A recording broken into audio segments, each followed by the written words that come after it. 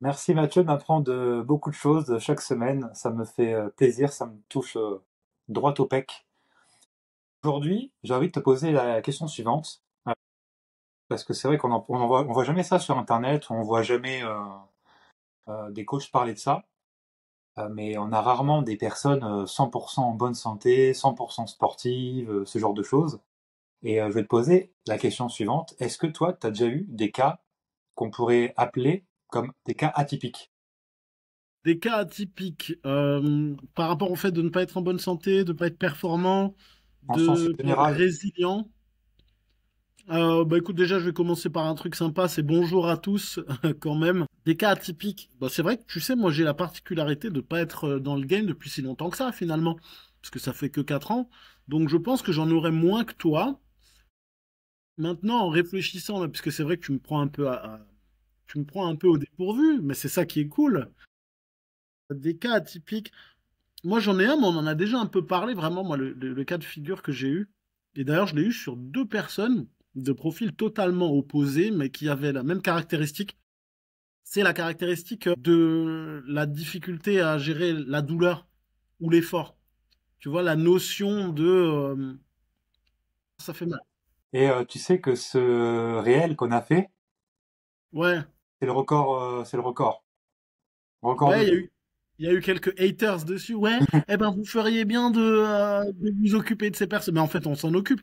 On n'a pas dit qu'on les dénigre, on te dit juste, on parle de nos aventures. Tu sais, c'est le même genre de personnes qui vont dire, ah bah tu vois, elle, ah, ben, je l'ai vue, eh ben, je te le dis, alors finalement je l'ai vue sans legging, elle est pas si bien que ça. Ouais, bah tu vois, tu fais la même merde. Donc ouais, c'est vrai que pour moi, ça c'est la chose qui me choque le plus.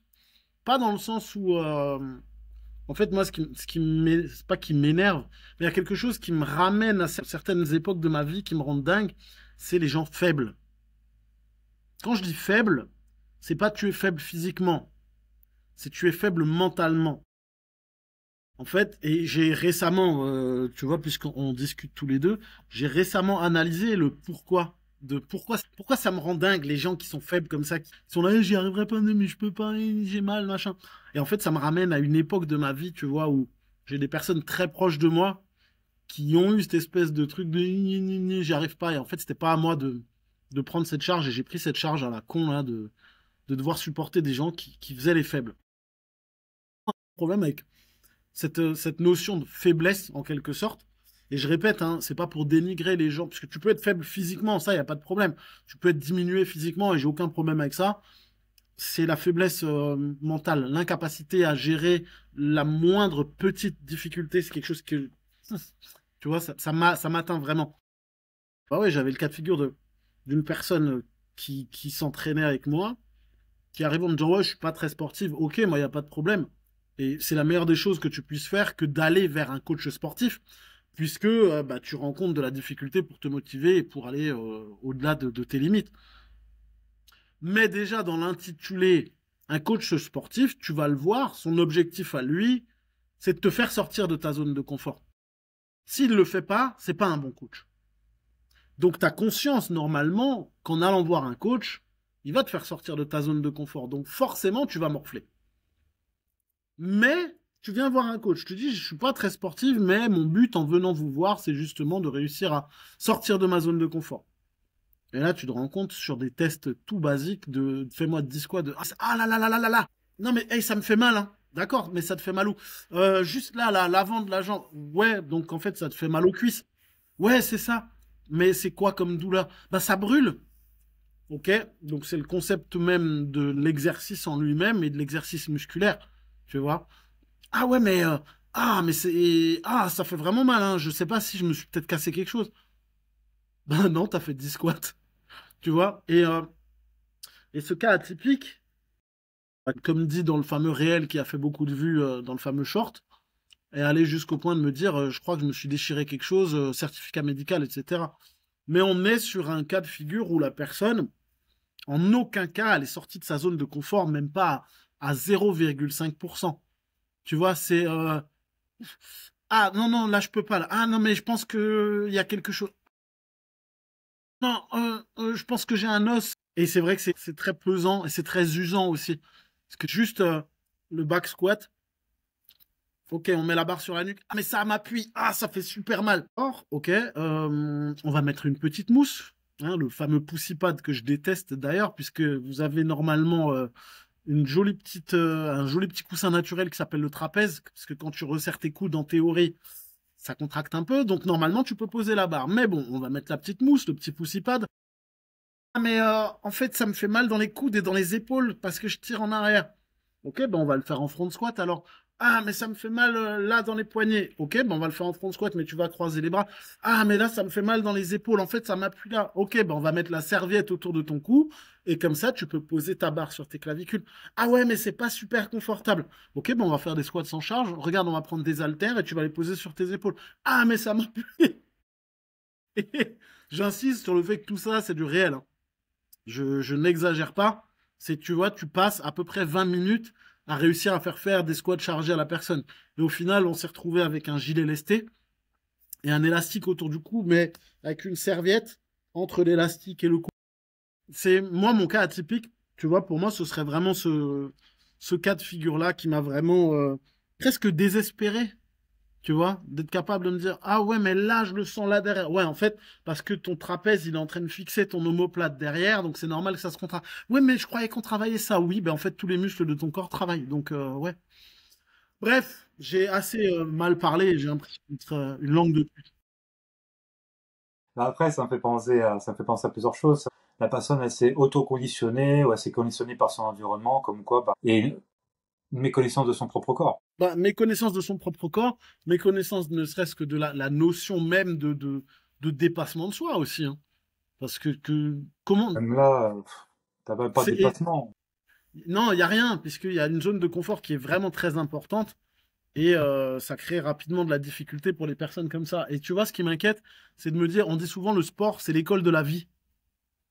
Et moi, j'aime bien vraiment rapporter ce côté sportif, dépassement de soi, Putain, aux il y en a beaucoup qui ont difficultés que fait tu... école buissonnière. Oui, tu vois, c'est vraiment l'école de la vie.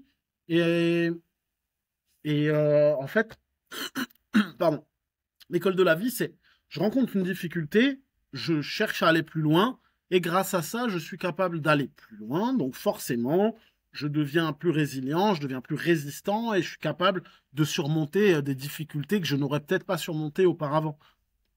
Sauf que là, si tu rencontres la moindre difficulté dans ta vie et que tu es là, comment tu fais dans la vie quand tu rencontres ne serait-ce que la moindre difficulté? Tu pleures comme ça ou tu essaies d'avancer?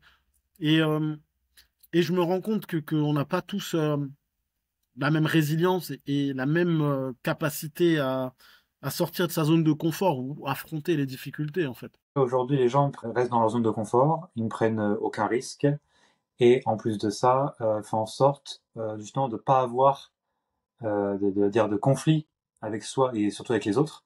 Donc en fait, ils restent dans un cocon incroyable. Je sais pas si tu as eu le temps ou si tu as pu voir le retour de Bref, la série. J'ai pas encore regardé, mais c'est dans les clous, ouais. C'est vraiment un chef-d'œuvre exceptionnel.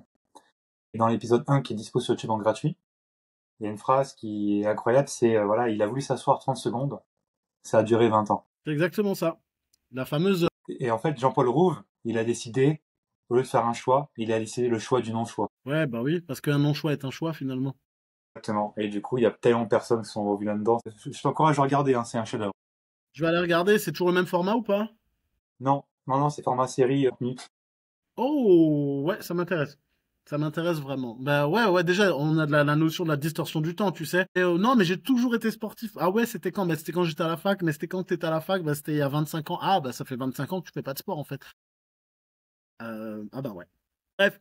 Et toi, Gary, t'as un cas un Ouais. peu...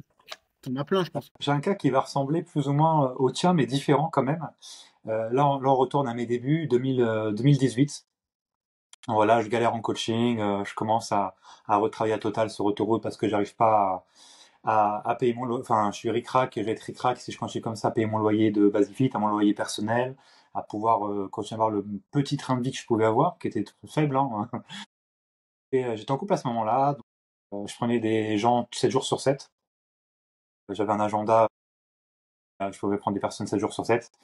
Ma copine, elle était restée dormir, tu vois, chez moi et tout. Donc le dimanche, je me lève, 10 heures du mat. J'avais rendez-vous à 10 heures du mat pour un bilan. Et en fait, j'avais pas du tout de process, je savais pas vendre, j'avais pas de livret de vente, j'avais rien de ce qu'on a pu créer ensemble dans notre formation. Rien du tout, rien de tout ça. Et en fait, j'avais pas forcément de leadership aussi, en tout cas par rapport à cette cliente. C'était une cliente de 60 ans, donc presque retraitée, en tout cas plus vers la fin de sa vie professionnelle que le début.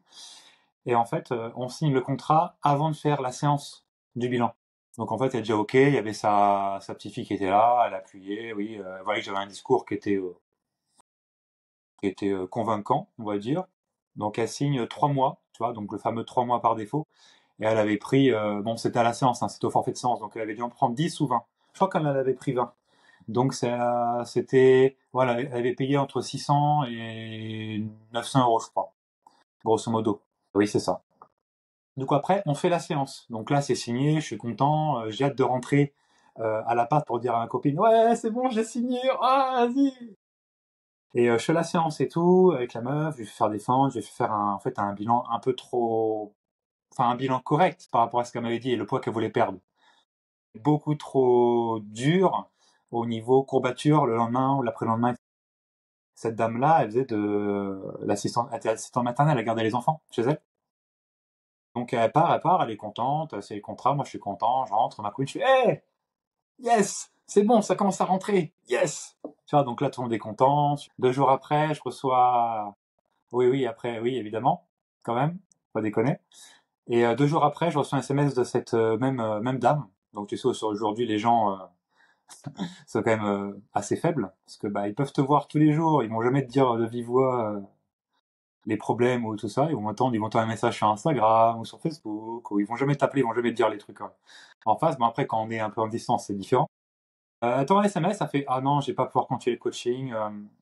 Pour garder les enfants, ça a été un handicap. J'ai pas envie que ça soit toujours comme ça. Non, ça va pas. Je préfère qu'on rompe le contrat de coaching. Bon, j'essaie bien sûr de parlementer parce qu'à ce moment-là, c'est de l'argent que j'avais vraiment, vraiment besoin. C'était mes débuts. Donc, j'étais pas en mode, bon, c'est bon, vas-y, nique, voilà, tu vois. Sachant qu'en faisant ça, souvent, ça paraît contre-intuitif dans un premier temps, mais le fait de dire, vas-y, je m'en fous, t'as plus de chances que la personne elle revienne en mode, quoi? Il s'en fout? Attends, j'ai lui montré que moi, ça, l'anti-marketing, ça marche vraiment. Et dans ce cadre-là, je l'ai plus jamais revu. Et puis, elle est même pas revenue à la salle. Ah si, elle est revenue à sa salle et et c'est sa petite fille qui l'a coaché, enfin, qui s'entraînait avec. Bon, ça n'a pas duré longtemps. Ça n'a pas duré longtemps parce que bah, elle a fini par en avoir marre. Le sport, c'était pas pour elle. Et puis tout ça. Le sport, c'est pour tout le monde. C'est vraiment, ça, c'est vraiment le vieux vice de merde, tu sais. Ouais, mais le sport, c'est pas pour moi. Ouais, ouais, ok. Bah Mais après, c'est l'éducation, hein, c'est l'éducation, le manque d'éducation, c'est plein de choses, hein, c'est tout le passif. Et les parents n'étaient pas forcément sportifs, donc ça n'a pas aidé. Ou les parents étaient trop sportifs, donc ils ont trop mis de pression pour faire du sport à la fille ou au garçon. Donc ça, du coup, ça n'a pas plu. À l'école, le PS c'est obligatoire, et je viens de te dire heureusement que c'est obligatoire, mais c'est souvent vu comme une corvée, bah, chez les filles notamment, plus chez les filles que chez les jeunes, je pense. Et souvent, le prof d'EPS, bah, il est pas forcément fort, mais il dit de faire des trucs que lui-même, les enfants pensent qu'il serait même pas capable de faire. Tu vois, le prof de PS, il est souvent en plus décrédibilisé par les autres professeurs, parce que le sport, bah, ça sert à rien, même les autres profs, ils vont te le dire. Et t'as tout ça qui rentre en jeu, la personne après devient adulte, elle a fini le collège, elle a fini le lycée, peut-être qu'elle fait BTS ou fac, études supérieures, etc. Et là, elle se voit, putain, j'ai grossi. Bon, bah, je sais, on a toujours dit que le sport, ça a aidé à perdre du poids, à être mieux dans tout ça. Donc là, elle est obligée d'y aller dans un truc où elle a plein d'a priori et plein de blocages. Et quand elle tombe sur un coach, soit un coach mode vénère, tu sais, allez, vas-y, bouge-toi, et bouge-toi ma grosse, allez, vas-y, c'est pas comme ça, arrête de manger des donuts. Il y en a tellement des comme ça. Ou au contraire, ou autre, un coach qui ne comprend pas parce que le coach, il a toujours été bien physiquement, il a jamais eu de TCA, il a jamais eu de problématiques autres et qui a énormément de mal à se mettre dans la place de l'autre personne. Et ben, dans ces deux cas que je viens de citer, ça amène à l'échec total. Et la personne, elle est encore plus frustrée, elle se dit après, ah ben j'ai tout essayé, ça ne marche pas, et elle finit par faire une sleeve, un bypass, un anneau gastrique, ou se piquer avec Ozempic parce que j'ai tout essayé. Et bien souvent, les personnes qui disent j'ai tout essayé quand elles sont de surpoids ou d'obésité, c'est bien évidemment faux. C'est vrai pour elles parce qu'elles ont l'impression d'avoir tout essayé, mais c'est pas le cas. Elles ont très rarement pris un coach. Et après, prendre un coach, ça veut pas dire qu'il est expert dans tout ce qui est obésité. Tu vois. Et après, c'est un autre cas atypique. Tu vois, moi, j'ai des personnes, comme ma spécialité, c'est l'obésité, enfin, dans cette obésité. Et souvent, soit elles ont eu peur de faire une opération bariatrique, lequel que je viens de citer. Donc elles ont peur, donc elles viennent me voir, elles préfèrent faire un truc plus correct et de plus voilà, moins marginal, enfin plus cadré, on va dire. Sur les opérations, malgré ce qu'on dit, malgré ce qu'on peut dire, c'est un peu aléatoire. Tu peux perdre du poids, tu peux en reprendre, tu peux les tests, enfin les tests, tu dois avoir un psychologue normalement pour faire ces tests-là, et des retours d'expérience surtout. Ça pique, hein. Euh, le psy, des fois, il valide pour des trucs, tu dis, mais à quel moment tu connais la personne, toi tu la connais, et tu te dis quoi? Il y a un mec qui t'a validé, toi? Mais dans quel monde il t'a validé? Bah oui, mais la personne, elle a montré vraiment ce que le psy, il attendait. Enfin, moi, j'ai une Ouais. cliente que je peux te citer juste après, je vais raconter une nouvelle anecdote. Je pense que tu as trouvé une. Moi, j'ai une cliente là qui a fait bypass, je l'ai depuis 2 ans. C'est un cas très difficile, un cas atypique, vraiment. Et elle a fait un bypass, et en fait, le psy a validé, parce qu'elle avait fait les études supérieures, elle avait validé un BTS. Donc elle a validé. C'est quoi le rapport? Pour elle, pour la psy, c'était quelqu'un qui a fait une étude supérieure, donc quelqu'un d'intelligent. Donc voilà, parce que bah, qui a potentiellement de la réflexion ou quoi que ce soit. Donc validé. Donc ça n'a pas de rapport de toi à moi, mais ça a été validé quand même, alors que mentalement, en la connaissant, moi je suis psy, jamais de la vie je valide, hein. Et justement, ça lui aurait fait plus de bien que ça soit pas validé, parce que le bypass aujourd'hui, ça lui crée des problématiques énormissimes. Et en plus, tu rajoutes la distorsion du temps. Quand elle te le parle, cette dame, cette femme que j'ai, en fait, elle parle comme quelqu'un qui vient de commencer à vivre, tu vois, quelqu'un de 18 ans. Sauf qu'elle en a 44. Ouais, parce que elle, pour elle, sa vie commence maintenant, tu vois.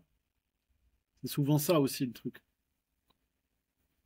Ok, tu as freeze, Gary. Donc, je sais pas si tu m'entends, mais moi, ça va freeze. T'as une jolie tête bloquée. Donc, je vais attendre un petit peu. Ça y est, c'est cool. Donc, oui, tu Et me disais, voilà. elle s'est arrêtée à ses 18 ans, comme si elle commençait à vivre. Bah, c'est ça, il y a plein d'histoires qui se passent, t'as l'impression qu'elle a jamais vécu, quoi. Elle fait confiance trop facilement, elle a jamais, enfin, c'est lunaire. C'est totalement lunaire, et aujourd'hui, je suis un peu dépourvu de solution, parce qu'en fait, tous les leviers, ou le levier principal qu'elle doit actionner, elle ne veut pas l'actionner. Ouais, bah ça, t'en as plein des gens. Après, je dirais pas que c'est la facilité, la chirurgie bariatrique, dans le sens où il faut aussi oser y aller. Et moi, tu vois, j'ai un cas atypique. J'étais même pas encore coach sportif, mais je me souviens du cas d'un mec qui venait dans une salle dans laquelle je travaillais il y a une dizaine d'années, en surpoids, pas de problème, un sacré poste hein, dans une entreprise, directeur de site sur une grosse boîte, en surpoids. Il vient tous les midis avec deux employés à lui, son assistant, machin et tout, son adjoint. Il fait des cours de RPM, le mec il commence la muscu, machin, il perd 1, 2, 3 kilos. Et en fait, il vient nous voir une fois en nous disant, je veux faire bypass ou slip, je sais plus. Et le mec, on lui a tous dit, ne le fais pas, ne le fais pas. Tu vois, tu es sur la bonne voie, tu avances. Et le mec, moi j'avais parlé avec lui, et en fait, il avait des TCA. Donc, qui dit TCA, donc trouble du comportement alimentaire, dit une problématique derrière qui est de l'ordre du psychologique. Donc, la nourriture, elle t'apporte quelque chose et elle comble un besoin, un manque ou une compulsion à l'instant T. En fait, le mec, on lui a expliqué, ne le fais pas, ne le fais pas, ne le fais pas. Et au bout de 3 mois, il trouvait qu'il perdait pas assez vite. Il est allé le faire. Il a perdu beaucoup de poids, très rapidement. Par contre, le problème qu'il a rencontré, c'est que quand tu es atteint d'hyperphagie, tu manges jusqu'à plus soif, jusqu'à être écœuré. En fait, tu te remplis, tu te remplis, tu te remplis jusqu'à ce que tu ne puisses plus, que tu aies envie de gerber, ou pour ceux qui font de l'hyperphagie boulimique, qui vont jusqu'à se faire vomir. Donc, on est d'accord que c'est quelque chose qui est là pour t'apporter une satisfaction à l'instant T. Peu importe, même s'il y a des gens qui ne le comprennent pas, c'est quelque chose qui te fait du bien à l'instant T. Sauf que tu as l'habitude de manger, manger, manger, manger, manger pour remplir un vide et combler un vide. Et là, en fait, on t'a enlevé un morceau de ton estomac et tu vas manger deux petits trucs et tu vas être blindé.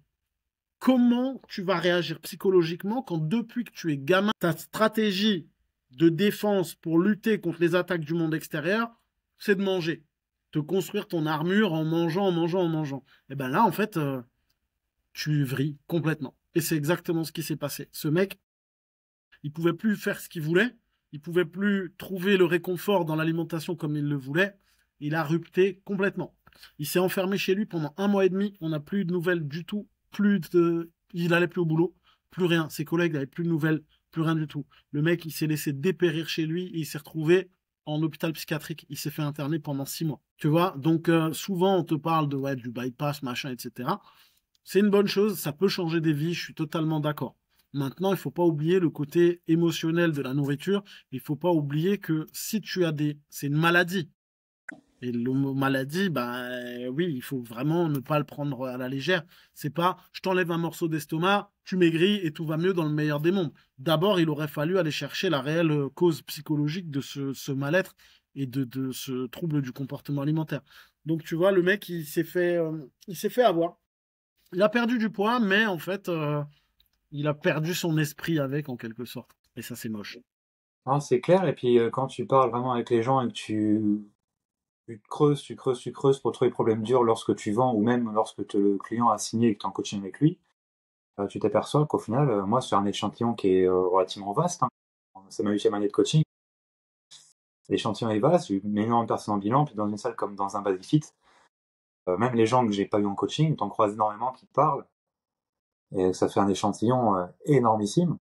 Et quand tu leur parles, tu dis putain, Patrick, c'est pas souvent, mais t'as quand même beaucoup de cas de personnes que t'aurais pas pensé en salle de sport. Les personnes sous antidépresseurs, t'en as énormément. Les personnes qui ont des substituts d'hormones, laisse tomber. Les personnes qui ont une grosse, des gros moyens de contraception aussi, enfin des choses qui perturbent leurs hormones vraiment très fort. Ils ou elles s'en aperçoivent même pas que c'est compliqué. Tu vois, moi j'ai eu des cas, mais après il y a des cas drôles que j'ai envie de garder pour un podcast en présentiel, tu vois. Parce qu'il y a des cas vraiment, on peut se prendre de la poire, mon gars. Et là, tu vois, dans le cadre, Il y en a quelques-uns. ah, comme ça on aura le temps de réfléchir et tout. Mais tu vois, dans le cas de D, point, ma cliente, garde son anonymat, elle a fait un bypass, donc la psy a validé le fait qu'elle était bien dans sa tête pour pouvoir faire le bypass. Et ce qu'ils vendaient à l'époque, c'était voilà, vous allez avoir un suivi de 2 ans après votre opération. Le suivi, malheureusement, c'est une fois tous les 6 mois. Tu vas voir l'endocrinologue et quelques spécialistes, mais souvent, bah, le discours, c'est le contraire de bienveillant, quoi. C'est bon, ah bah, vous êtes toujours gros, vous avez perdu du poids, mais c'est pas tant bien que ça. Et au final, le fait d'avoir ce rendez-vous-là, c'est un peu comme la diététicienne, tu vois. Au début, vu que c'est une fois par mois, là c'est une fois tous les 6 mois dans ce cadre-là, euh, bah, le fait d'avoir ce rendez-vous, de le savoir, et de savoir que t'as pas fait les efforts ou c'est pas tombé, t'as pas maigri plus que ça, parce que bah voilà, ça crée un stress, donc ça fait manger plus, et souvent en fait ça va être plus gros parce que ça crée un stress, et du coup c'est le serpent qui se mord la queue. Et dans le cas de Delphine, c'est pas grave. Dans ce cadre-là, c'est un cas intéressant. En fait, son corps, il a perdu sur tout le haut du corps. Elle faisait 150 kilos, je crois, quand elle a commencé bypass. Moi, je l'ai connue à 107, 110, quoi. Et en fait, son haut du corps, il a perdu. Tu vois? Toi, donc, il y a juste la peau qui reste là, quoi. La peau, ventre, bras, etc. Logique jusque-là. Par contre, le bas du corps, il est resté tout pareil. C'est comme si avec son corps, il avait dit, bon, allez, on s'arrête au niveau de la taille, après, on s'en occupe plus. Tu vois? C'est abusé. Et en fait, si tu veux prendre son poids, bah, son poids, il va relativement être stable, voire peut-être augmenter. Au niveau des mensurations, moi j'aime bien les données chiffrées, tu vois, parce que le poids, pour moi, c'est le troisième indicateur. Tu vois, c'est d'abord les photos, le visuel, les mensurations en 2, le poids en 3. Tu vois, c'est mon ordre. Mais là, tu veux faire une mensuration sur la taille, bah, il y a toujours la peau. Donc en fait, même si elle est perdue, elle peut pas le voir. Sans opération pour du coup faire que la peau, bah, enlever la peau. Donc en fait, c'est un cercle, c'est une boucle qui continue. Et en fait, c'est hyper frustrant parce que bah, elle est en salle, elle a du coaching, c'est le matin, 7 heures, donc motivée avant le travail. En plus, c'est drôle parce qu'elle travaille à l'URSSAF, donc moi, ça me fait rire. On adore l'URSSAF, cœur sur l'URSSAF. Et voilà, tu vois, et ça, c'est. Après, je peux aller encore plus loin dans ce cadre-là, mais c'est abyssal, c'est incroyable. Tu vois, comme quoi le corps, et puis elle est frustrée parce qu'elle doit, soit elle mange, soit elle boit. Ouais. Tellement bah, son réservoir, il est réduit. La vache, la misère. Donc la frustration est énorme, et surtout quand tu fais une opération de ce style-là, au lieu d'avoir 10 leviers pour perdre du poids, donc un levier ça va être, je sais pas, boire beaucoup plus d'eau pour éliminer la rétention d'eau, manger mieux protéiné, ça va être le sport, ça va être l'intensité, des leviers ça peut être ça. Donc il y en a 10 pour moi de la perte de poids. Bah là, avec Delphine, il n'en reste que trois des leviers. T'as le levier famille, t'as le levier nutrition, vraiment, mais très précis, et tu vas avoir le sport avec intensité. Mais c'est Ouais, surtout beaucoup, c'est diminué. T'as pas beaucoup de possibilités, en fait, quoi. c'est même pas nutrition, je te dirais, c'est vraiment le plus important, c'est les blocages mentaux, le blocage psychologique, hein. C'est ça le levier le plus Mm. important. Donc il y a des actions à faire, on a pu faire un plan d'action en place, mais passer le cap, franchir le cap, bah ça m'est impossible aujourd'hui pour elle, et c'est dommage. Toi, j'ai une autre cliente, souvent, un mal-être, il est souvent dû à un parent ou aux parents. Tu vois, ça vient souvent de là, l'éducation alimentaire, ça vient de là. Il y avait deux cas de figure d'un perte de poids, moi, d'expérience. Quand tu as une personne en surpoids obèse en face de toi, les parents, ils étaient gros aussi, donc ils ont juste répercuté ce qu'ils mangeaient à leurs enfants. C'est pour pas qu'ils manquent de quelque chose. Donc vas-y, resserre-toi, vas-y, fais-moi plaisir, reprends-en. Et pour montrer aux autres que bah, l'enfant était bien élevé, donc on donnait assez à manger, tu vois. C'est encore ça dans le temps, dans les décennies qui sont passées, c'était vas-y. Donc t'avais soit les parents qui étaient gros, donc qui répercutent ça sur leurs enfants, donc ils faisaient beaucoup trop de quantité, vas-y, fais-moi plaisir, mange ce que je t'ai préparé, allez, tout ça avec ces genres de phrases-là. Et t'avais les parents à l'inverse, qui étaient justement qui sont battus avec leur poids toute leur vie, donc ils ont créé des frustrations chez leurs enfants parce que chez eux, les glaces, tous les trucs qui sont considérés comme mauvais étaient totalement interdits. Mais quand l'enfant est devenu indépendant, il a pris son envol, il a Il a fait pété un câble. oh une glace, oh des frites, puis ah Oh, je peux des sortir à Kinder 23 Bueno. heures si je veux, hein. Oh, des Kinder Bueno. Oh, je peux me Et faire là des cookies à minuit. c'est ça. Et en plus il n'y a plus la barrière du est-ce que je peux sortir? Tu peux sortir tout seul. Donc à minuit tu sors, tu te fous une pizza, tu commences à dormir, à avoir un rythme totalement décalé. Et en fait, tu as ces deux cas de figure que j'ai pu regrouper, tu vois. Et c'est vraiment deux cas concrets, deux familles de. C'est concret. Et aujourd'hui, tu en as une troisième grande cause qui arrive chez les plus jeunes. Et ça, c'est la plus désastreuse. Celle chez les jeunes, c'est les adolescents, Instagram, jeunes sur Instagram, TikTok, etc., avec les corps les plus beaux, les plus magnifiques, tu vois. Donc, vu qu'elles ne sont pas comme ça, du coup, elles complexent jusqu'à pleurer très vite, à se mettre dans des états émotionnels très forts. Parce que pour eux, le normal, il est plus à un niveau, enfin, elles sont totalement décollées de ce qui est normal ou ce qui ne l'est pas. Les femmes, notamment, les jeunes femmes, ou même ouais, même les femmes en général, sur les réseaux sociaux, elles savent pas ce qu'ils peuvent avoir. Tu vois, souvent, il y a des grosses fesses, gros seins, etc. Bon, les grosses fesses, ça peut être soit dû au dopage. En plus, tu as toujours des influenceuses, elles font des squats au poids de corps, et elles ont un boule comme ça, à qui tu mens, quoi. Donc, c'est soit bah, simplement bah, BBL, donc Brazilian Butt Lift, donc de la graisse du ventre mis dans le huc. C'est soit ça, soit en fait elle s'entraîne vraiment en mettant des grosses charges hip thrust, des 180, 200 kilos, etc. C'est pas avec des élastiques pourris ou des trucs comme ça, quoi. Ou soit c'est du dopage aussi, hein. Le dopage ça existe aussi chez les femmes. Et du coup, vu que les personnes sont pas du tout conscientes de ce qui est possible de faire naturellement, elles se disent ah bah j'ai pas ça, pourtant je m'entraîne ou je m'entraîne pas. En fait, elles ont aucune corrélation. Tu vois, les femmes, il y en a plein qui sont persuadées que les bodybuilders qu'on voyait avant au reportage fallacieux des chaînes télé là, il y a toujours des bodybuilders, tu sais, avec la mâchoire carrée et tout ça. Bah, la majorité des femmes pensent qu'en s'entraînant en salle, on peut devenir comme ça. Toujours Ouais, bah oui, aujourd'hui. elles te disent. Et elles te disent, je veux pas des bras énormes, hein. Je vous jure, hein. Parce que j'ai fait 2 semaines et j'avais déjà des cuisses comme ça. D'accord, ouais. C'est un imaginaire collectif, mais tu vois ce que tu dis par rapport au réseau, ça te crée des saloperies, hein. Hier soir, j'étais au resto, j'ai vu une nana, honnêtement, elle avait 17, 18 ans. Des lèvres, en gars, comme ça, des lèvres énormes. Et tu te rends compte du nombre de nanas maintenant qui se font déjà refaire le nez, tu sais, pour avoir l'espèce de silhouette Instagrammable du 21e siècle, dégueulasse, du nez fin, avec une bouche comme ça, là, ressemblait à un poisson hors de l'eau. La gamine, elle avait 17, 18 ans, mec, elle avait des lèvres gigantesques. Mais en fait, comment tu peux déjà franchir le pas d'aller te faire des injections? Ouais, d'accord, c'est pas vraiment de la chirurgie esthétique, mais c'est déjà hardcore. Tu vois, nous, quand on avait 18 ans, moi, quand j'avais 18 ans, je pensais pas aller faire de la chirurgie.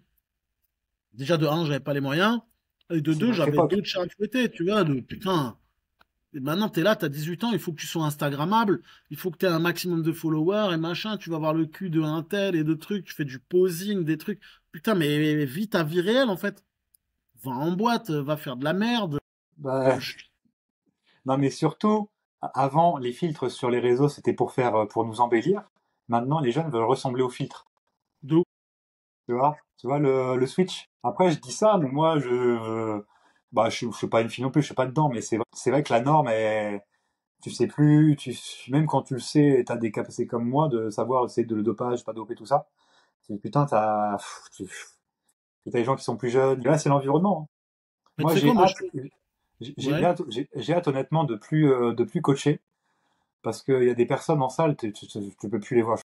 Non, mais les salles, moi, ça me rend dingue. Là, je fais mon vieux réac. Mais tu vois, j'ai eu une petite période pendant laquelle je suis pas allé en salle. Donc, moi, j'ai ouvert en 2020. J'ai ouvert en 2023. 2023. Ouais, j'ai ouvert en Juin, ouais, 2023. juin. Juin 2023. J'ai ouvert en 2023. Et en fait, avant ça, j'ai fait du CrossFit pendant 6 mois ou 8 mois, un truc comme ça. Peut-être un peu plus. Donc, j'ai pas fait de salle de 2022 à 2024, à avril 2024. Tu vois, j'étais dans mon petit cocon au studio, j'avais pas forcément le temps de m'entraîner. Et avant ça, j'étais au CrossFit. Je suis retourné en salle de sport, dans un grand groupe, je ne citerai pas. Et là, je me suis rendu compte de la nouvelle façon de s'entraîner des nouvelles générations. Et je me suis rendu compte du nombre de trépieds qu'il y avait partout. Et de devoir esquiver, de passer là à gauche et à droite. Et lui, il est là avec son trépied. Lui, il est avec sa... Et là, cette connasse, elle est là avec son trépied. Et lui, ce connard, il est là avec son trépied. Et ils sont tous là en train de te casser la tête, à se regarder dans la vidéo en même temps. Et derrière, ils vont se lever, ils vont aller taper un petit flex. Et vas-y, que je vais aller taper du posing, machin. Et je me rends compte que en 2 ans, j'ai perdu le fil. Et c'est vraiment là où je suis content d'être dans mon studio et de ne pas voir ce qui peut se passer.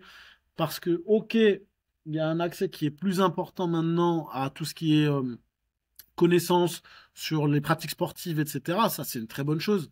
Mais derrière, de voir des gamins de 20 ans avec des stars dans la nuque, derrière, là, tu vois, avec des épaules comme ça, les mecs, ils bourgeonnent de partout, ils ont une mâchoire comme ça, et en fait, ils n'ont même pas d'objectif dans le body. C'est juste que vu que les corps sur Instagram, c'est comme ça, les mecs, ils sont prêts à se charger juste pour avoir un physique.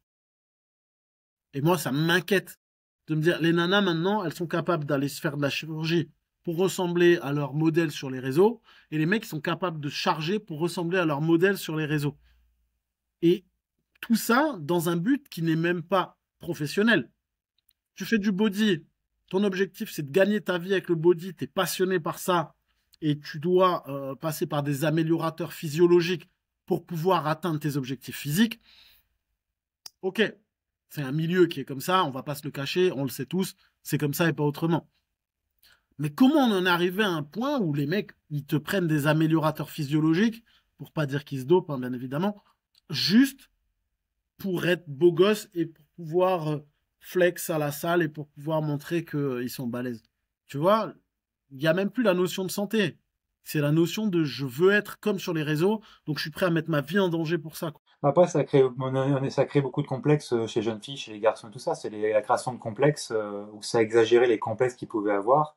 En fait, entre l'écart où c'est au collège, tu te fais vanner des fois fort parce que tu as un truc physique, c'est pas n'importe quoi. C'est la période du collège, elle est difficile, je pense, un peu pas pour tout le monde, presque en tout cas. De toute façon, t'es soit le mec qui est harceleur ou harcelé, tu vas me te dire. Et du coup, t'as un delta maintenant qui s'est creusé entre un petit truc physique qui allait pas au collège, entre guillemets, ou même pas, Petit au truc en final, plus. on le répétait tous les jours. Et maintenant, entre l'archi beauté, t'as un écart qui s'est creusé de fou. Donc les complexes Ouais. se sont creusés encore plus. Et c'est aussi pour ça que tu vois tous les jeunes, la génération Z, aller en salle de sport à fond. À Basifique, d'ailleurs, c'est les 16-24 ans, c'est à partir de 16 ans que tu peux t'inscrire. Les 16-24 ans représentent une grande part de l'affluence dans les Basifites. Mhm. Et parce que maintenant, bah, il faut les nouvelles normes. Voilà, si tu peux pas sortir avec une fille de ta classe ou je sais pas quoi, si t'as pas un minimum de bras, un minimum d'abdos, un minimum de d'aisance, de confiance, sachant que les jeunes garçons ils pensent, bah, comme nous, bah, comme moi à l'époque, que plus tu vas être musclé, plus tu vas avoir des filles, toutes les filles que tu veux. Spoiler alerte, c'est assez faux. Tu auras plus de mecs autour de toi, mais pas de filles. C'est sûr. Et ça, c'est Mais totalement décorrélé. Bon, c'est toujours bien d'avoir un bon physique, mais voilà quoi. Pour quelques cas atypiques, on va devoir normalement rendre l'antenne. on est parti super loin. On a fait 2 cas atypiques et on est parti super loin. Bah, c'est Comme bien, d'hab, c'est ça ça le c'est podcast. la beauté du truc. C'est vraiment la beauté du truc. Ouais, cas atypique. Tiens, allez, je reviendrai sur une personne. Il y a, c'était il y a très longtemps. C'était en 2015, donc tu vois, ça fait 10 ans. Et c'était une dame à qui j'avais offert une séance découverte. J'étais encore commercial, je n'étais pas encore coach. Je lui ai offert une séance découverte. Elle a fait sa séance découverte. Je l'ai rappelée 2 jours après et elle m'a dit qu'elle était allée à l'hôpital parce qu'elle pensait s'être fait une déchirure musculaire. C'était des courbatures. Elle en a été au point où elle est allée à l'hôpital Aux à cause de urgences. courbatures. Aux urgences? Bah oui, aux urgences. Tu peux pas aller autre part qu'aux urgences. Tu peux pas dire bonjour, j'aimerais consulter. Non, non, tu vas aux urgences, t'attends genre 8 heures, 12 heures, 20 heures, 5 heures, 15 heures pour qu'on te dise non, non, c'est des courbatures, tout va bien. Quand tu me dis ça, c'est à la fois la personne, tu vois, qui bah, méconnaissance du corps, le corps, je sais pas, aucune sens, elle a l'habitude de rien faire. Le fait qu'il n'y a pas le fait de savoir, parce que tu t'informes normalement. Oui, bah oui, Tu en vois, et là, théorie, tu te dis oui. waouh. Après, tu sais, le nombre de fois par semaine où on me dit, ah, bah, j'ai vu cet exercice sur TikTok, bah, c'est croissant comme ça, hein. Plus les semaines passent, plus on me dit, ah, j'ai vu cet exo sur TikTok, et du coup, et ouais. Sauf que l'exercice qu'on t'a montré, c'était une fille. Pour faire des vues, du coup, l'exercice, il est fait à moitié parce qu'il faut voir ses fesses, tu vois. C'est l'exemple d'une fille. Il faut faire serrer le bus à la chaise romaine, donc pour travailler les lombaires dans un premier temps. Et les fesses, tu les contractes de façon secondaire pour vraiment tout traiter la chaîne postérieure. Donc tu dois vraiment t'enrouler autour du truc pour pouvoir remonter, mais pas trop non plus, pour pas faire une hyper extension. Et là, ça peut être problématique. Et bon, cet exercice-là, il est drôle parce que les gens ils vont dire, j'ai mal au rein. Non, non, t'as des lombaires avant, t'inquiète. Ça, Bien c'est le sûr, c'est cas les reins. typique. Et tu vois, la fille que je te dis, elle a 36 balais, quoi. Elle a presque 40 ans. J'ai rien contre les gens de presque 40 ans, évidemment. Coco Mathieu. Et en fait, elle le fait à moitié. Bon, déjà, parce qu'elle était petite et c'était pas l'appareil. Il n'y a pas un appareil pour la basique qui sont pas faits pour les petits. Et du coup, elle se lève. En fait, mais elle se lève, elle fait ça, elle fait juste, au lieu de faire ça, tu vois, elle fait juste ça. Et en fait, je dis, bah, ça travaille quoi? Ah, elle me dit, bah, les fesses. Je dis, bah, en fait, ouais. Et après, je lui ai expliqué qu'en fait, non, la fille, elle a mis ça en gros plan parce que, voilà, quoi, pour des, ouais, Je pense que tout le il n'y monde a n'est pas de pas sauvable. réflexion, Je pense que tout le monde n'est pas sauvable et Dieu merci, on a notre travail qui peut en sauver une partie. c'est ça. Et Mais on appelle ça, dans le jargon, la sélection naturelle. exactement, moi je me dis TikTok c'est vraiment une fabrique à cons parce qu'à partir du moment où tu lances le Doliprane Challenge, de prendre le plus de Doliprane possible jusqu'à te retrouver à l'hôpital, c'est vraiment que c'est un truc de con, tu vois. Et je me dis, Dieu merci, j'ai pas TikTok, j'aurai jamais TikTok. Et à une époque, on essayait de devenir intelligent et maintenant j'ai l'impression qu'on essaie de devenir de plus en plus con. Ouais, bah que veux-tu? Doliprane Challenge. Et c'est comme ça qu'on finit, donc n'hésitez pas à suivre notre Doliprane Challenge. Et n'hésitez pas si vous êtes mort à nous dire comment c'était. Et si vous êtes allé en enfer ou au paradis, aucun des deux. Comme ça, on aura Je de te l'avance. jure, putain. Bon, bah, c'est le moment de rendre l'antenne. Merci à tous pour votre écoute. Un petit épisode un peu sympa, c'était cool. Comme d'hab. Ça y est, Gary, la frise. Donc, Gary, si je t'entends plus, je te dis à bientôt. Et merci à tous. À bientôt. Ça y est, salut Gary, à bientôt. À bientôt, les amis! À bientôt! Ouais, du coup, tu viens en visio avec Anthony ou pas? Ok, t'as le lien sur le mail?